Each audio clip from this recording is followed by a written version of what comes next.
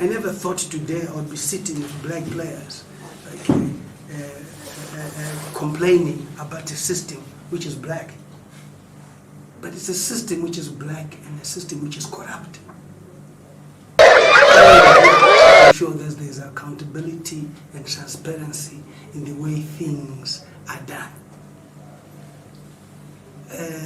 It is important to understand that sports in general in the country is in a mess.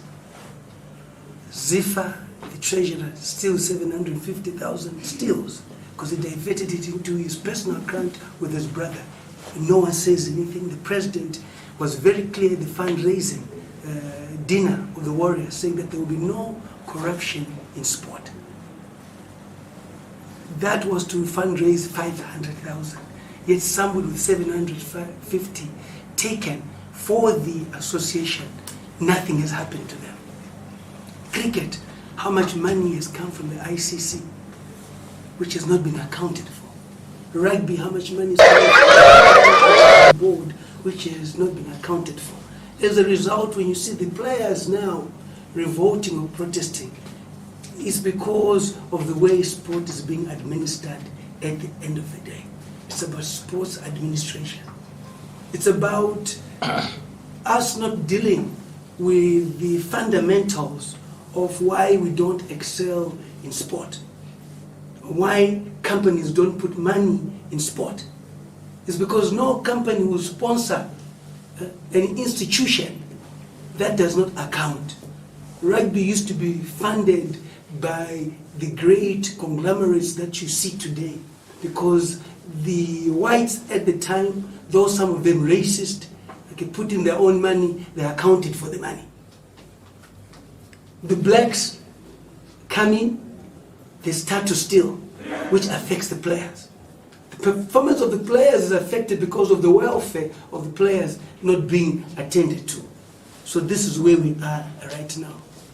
Peter de Villiers, whether you like it or not, is human, he's South African, he's a world-class coach, and him coming here, the players are saying it was structured.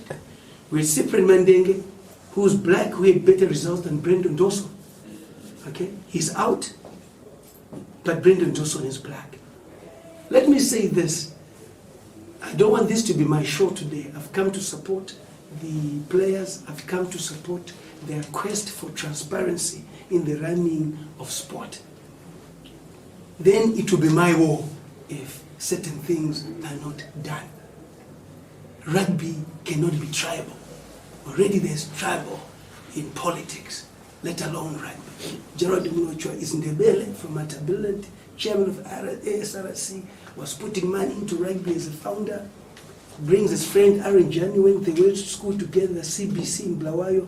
Brendan Dawson is equally from Bulawayo. I am about regional balance. The director Sibanda is from Bulawayo again.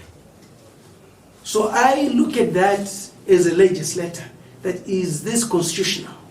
No, it's not constitutional. There's got to be equitable distribution of positions, equitable distribution of power, not to now make rugby tribal. There's no place for tribalism in this country.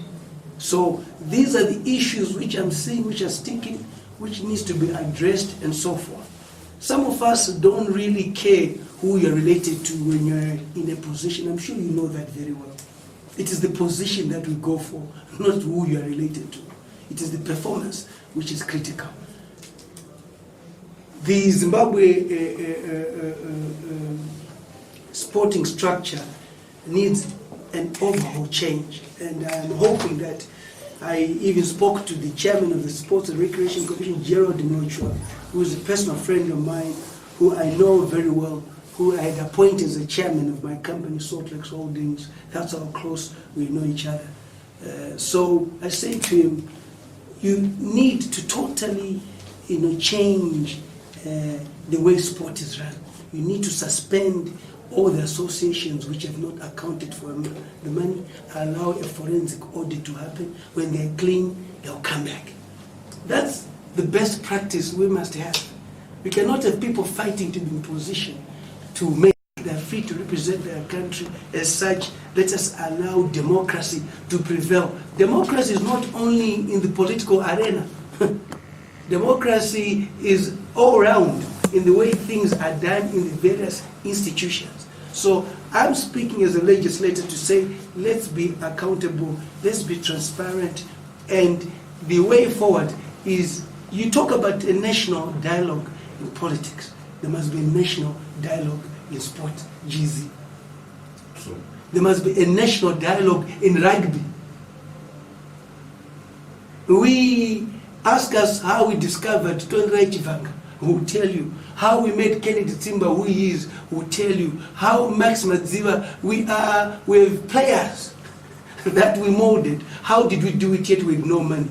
Was to get 20 primary schools playing at one center. That's how Tongai Chivanga was discovered. You have rugby, you have racism in schools rugby, where Churchill and PE excel. They are accused of having overage players. So are there no overage players when it comes to white people? What does the rugby union say about this? I'm here to represent and defend the great black athletes that are there, that there must not be something put to them which sticks because they excel in greatness. No, the rugby union saves absolutely nothing. The way forward is simple. We have the resources now, we have the influence. We have 2 rugby unions in this country. If this is not resolved, if it means it's the southern part against the northern part, it will be so. I'm in. I'm not in for a short time. I've been very quiet. People say to me, but Mliswa, why are you not involved in sport? I've said, I've seen no need to be involved in sport when people are hungry. I would rather feed people first. It's better playing sport when people have something in their stomachs. The economy today, the national issues for me are more important than sport. So that must be understood. So I think, without much ado, it's the players that I support. Let me say something about Denford. It's the first time I'm sitting next to him. And all these players, they are not of my generation, they probably don't know me, and so forth. But he speaks honestly with his heart. That's rugby players, GZ. Rugby players don't lie. It is the toughest sport, but these guys are soft as wool. They are human. It is the only sport that you see people being friends. It's a character building sport. People ask me, but why is Mliswa so vibrant? You must look at my background, my sporting background. It was rugby that made me to be what I am today. And because of that, I want to see the sport growing. He spoke passionately, honestly about what is happening. The responsibility is for the media to report positively about what is going on in the country. We are grateful to social media.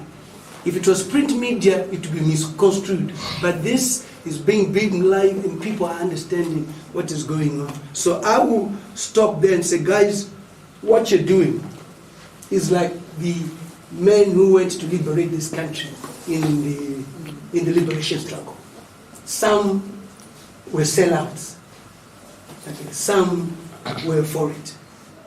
Goodwills will tell an example where Olonga forfeited his national caps to ensure that black players play. When we had a meeting at the Mikos Hotel with Aaron Jani, with Bedford Chimbima, and we called the white administrators that there was racism, Aaron Jani went under the bed. Chimbima went under the bed. This is true. Victor was suspended from playing Zimbabwe rugby because he had said, we need more blacks in the team. And I see a repeat of that with black people who finally I call as Uncle Toms. You must understand this. They are blue-eyed boys of the whites, they are not black, and even when we fought rugby, we were different fighting sides and so forth. So I think let us correct things by ensuring that there's a future in rugby, and we shall be advocating for a national dialogue. We shall be advocating for a national dialogue which is provincial, which will come with the roadmap for rugby. It does not need resources, it needs people willing to take the game forward. As a result, Peter de Villiers, we stand by him. We want the right things to happen. The image of the country is important. And in being important, things must be done in a manner which is respectful of others, so that Zimbabwe, who is good friends with South Africa, can enjoy the relationships that they have. Thank you.